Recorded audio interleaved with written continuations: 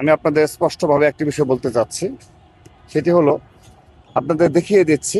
দেখেন, গতকাল সে রাত অবধি শিবিরের শীর্ষ নেতৃবৃন্দ ইনক্লুডিং জামাত ইসলামের যারা রয়েছে তারা সহ একটি বিষয় প্রচার করলো যে শহীদ ওয়াসিমের সাথে যে ছবিটি তারা দেখিয়েছিল, যে শহীদ ওয়াসিমের সাথে যে ছেলেটি দাঁড়িয়ে আছে তার নাম হলো মোহাম্মদ সৈয়দ হোসেন, যিনি ছাত্র দলের একনিষ্ঠ কর্মী এবং যিনি নিজেও আহত হয়েছেন, এবং তার নাম বলে তারা টোটাল সোশ্যাল মিডিয়া সয়লাভ করে ফেললো। তো এই ধরনের মিথ্যাচার প্রপাগান্ডার দ্বারা কিন্তু স্বাভাবিকভাবে রাত 12টা পর্যন্ত সারা দেশের যে জনগণ, শিক্ষা প্রতিষ্ঠানের যে শিক্ষার্থী, তারা ভেবে নিল যে না, শহীদ ওয়াসিমের সাথে যে রয়েছে তাকে ছাত্রদল আহত করেছে।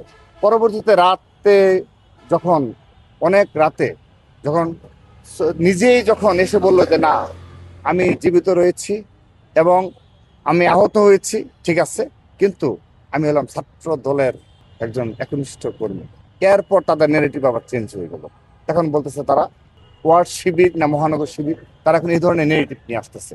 তো রাত 12টা পর্যন্ত শত শত ফটোকার সারা সকল শিক্ষা প্রতিষ্ঠান ছড়িয়ে দেওয়া হলো। শিবিরের শীর্ষ নেতৃত্ব থেকে শুরু করে তৃণমূল সবাই এই শহীদ ওয়াসিমের এই ছবিটা ব্যবহার করে তারা নোংরামি করলো। কই, এর জন্য তারা ক্ষমা প্রার্থনা করলো না? তো এটি তাদের চরিত্র।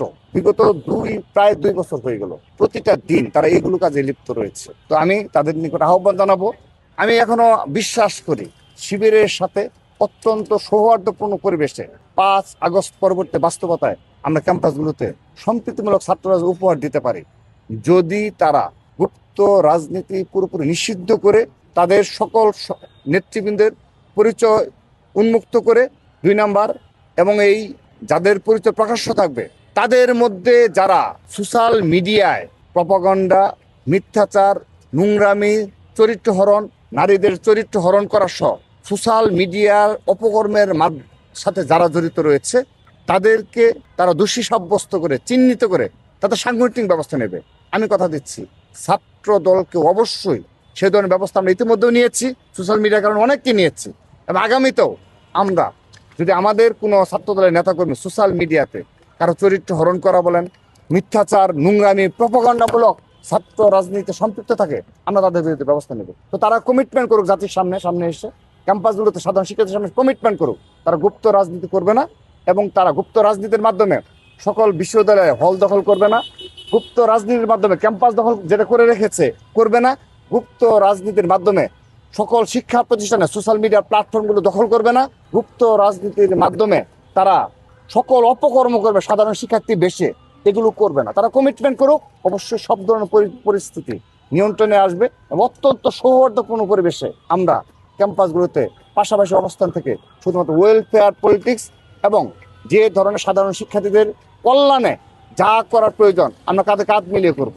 কিন্তু যদি শিবির এই ধরনের এই দুটো বিষয়, অর্থাৎ আপনার যেটি বলছি গুপ্ত রাজনীতি বন্ধ করা এবং সোশ্যাল মিডিয়ার যে তাদের নেতাকর্মীদের যে ঐক্যবদ্ধ বট বাহিনী নির্ভর যে প্রপাগান্ডা, মিথ্যাচারের যে রাজনীতি, সেগুলো থেকে বিরত রাখা, তারা তাদের নেতাকর্মীদের চিহ্নিতপূর্বক শাস্তি প্রদান করবে।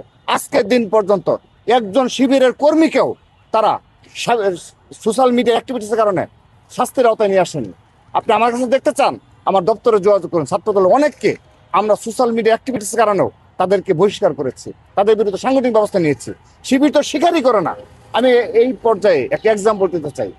5 আগস্টের পরপরই যখন অত্যন্ত সৌহার্দ্যপূর্ণ পরিবেশ আমরা চাচ্ছি, তখন তারা এই কাজগুলো শুরু করলো। ওকে, তারপর যখন টকশোতে তাদের সেন্ট্রাল প্রেসিডেন্সির সাথে যখন আমাদের যোগাযোগ হয়েছে, তখন আমি ব্যক্তিগতভাবে, বিশেষ করে সাবেক যে সভাপতি জাহিদ ভাই, তাকে একটা টকশোতে আমি ব্যক্তিগতভাবে বললাম যে ভাই, আপনারা দয়া করে এইটা নিয়ন্ত্রণ করুন। যদি সোশ্যাল মিডিয়া নিয়ন্ত্রণ করতে না পারেন, আমাদের মাঝে কিন্তু অনেক বড় বিভেদ হয়ে যাবে এবং পুরো পরিস্থিতিকে অস্থিতিশীল করে ফেলবে। শুধুমাত্র একটি বিষয় তিনি বলেছিলেন যে আমাদের শিবির থেকে যারা জামাতে কিংবা পরবর্তী স্টেপে যায় তাদের প্রতি শিবিরের কোনো নিয়ন্ত্রণ থাকে না, স্টেট তিনি আমাকে বলেছেন। আমি পরবর্তী যারা নেতৃত্ব তাদেরকে আমি আহ্বান জানিয়েছি, আমি আজকে আহ্বান জানাচ্ছি, আপনারা আপনাদের সোশ্যাল মিডিয়া এই ধরনের বট বাহিনী নির্ভর আপনাদের যারা অ্যাক্টিভিস্ট রয়েছে নিয়ন্ত্রণ করুন। আজকের দিন পর্যন্ত একজনের বিরুদ্ধে আপনার ব্যবস্থা না নেয়, অর্থাৎ জামাতের আমির থেকে শুরু করে শিবিরের শীর্ষ নেতৃবৃন্দ থেকে শুরু করে তাদেরকে প্রশিক্ষিত কর্মী হিসাবে গড়ে তুলেছে চরিত্র হরণ করার জন্য। আপনি দেখেন বুয়েটের একটি সোশ্যাল মিডিয়া প্ল্যাটফর্ম রয়েছে, আপনি সেগুলো এই 2 বছরে সবগুলো তথ্য যাচাই বাছাই করবেন। তাদের চোখে বাংলাদেশে ভালো কেউ নেই, তাদের দৃষ্টিতে এই শিবির ব্যতীত তাদের দৃষ্টিতে একটি ভালো কাজ এই 2 বছরে কেউ করেনি। এই যদি হয়, এই অল্প কিছু মুষ্টিমেয় সংঘবদ্ধ গোষ্ঠীর তৎপরতা, তাদের পতন অনিবার্য, তাদের ধ্বংস অনিবার্য। একদিন সাধারণ শিক্ষার্থীরা এই বিষয়গুলো সামনে নিয়ে আসবে। এবং আমি সর্বশেষ একটি কথা বলে আমার বক্তব্য শেষ করে দিচ্ছি। আমি আশঙ্কা প্রকাশ করছি, শিবিরের সোশ্যাল মিডিয়ার এই ধরনের তৎপরতার কারণেই, এই ধরনের অপরাজনীতির কারণেই আজ ছাত্রলীগ এবং আওয়ামী লীগ এত অল্প সময়ের মধ্যে তারা তাদের কনফিডেন্স গ্রো আপ হচ্ছে। তারা সোশ্যাল মিডিয়ার মাধ্যমে তারাও বেশ কিছু নেগেটিভ দাঁড় করাচ্ছে এবং তারা অচিরে স্বপ্ন দেখছে বাংলাদেশে আবার তার রাজনীতি ফিরে আসবে। যখন আপনি একটি সত্য ঘটনাকে প্রপাগান্ডামূলক প্রচারণা চালিয়ে মিথ্যাচারে রূপান্তরিত করতে যাবেন, অবশ্যই সেখানে ফেসিস্টদের মতোই আপনাদের পরিণতি হবে। আমি তাদের আহ্বান জানাচ্ছি, তারা যেন ছাত্রলীগের পুনর্বাসনের ভূমিকা না রাখে। কিন্তু আমি আরেকটি আজকের এই থেকে আরেকটি বিষয় প্রতিবাদ জানাচ্ছি, যে নাহিদ ইসলাম তিনি স্পষ্টভাবে বলে দিলেন যে ছাত্রলীগ করলে ভালো নেই। তো ছাত্রলীগ ভালো মন্দ, তাহলে এতদিন বিভিন্ন সময় তার মানে কি, শিবিরের যারা গুপ্ত অবস্থায় ছিল ছাত্রলীগে, তার মানে আপনি এটা জায়েজ করে দিলেন? এটা জায়েজ করে দেওয়া হলো সরাসরি, যে ছাত্রলীগকে আপনি এস্টাবলিশ করার জন্য আপনার সরাসরি আপনার দলে আপনি যোগদানের আহ্বান জানিয়ে দিলেন। কেন ছাত্রলীগ আজ উৎফুল্লিত, কেন ছাত্রলীগ পুনর্বাসনের স্বপ্ন দেখছে? আমরা তো আপনাদের মাঝে সেই বিষয় দেখতে পাচ্ছি।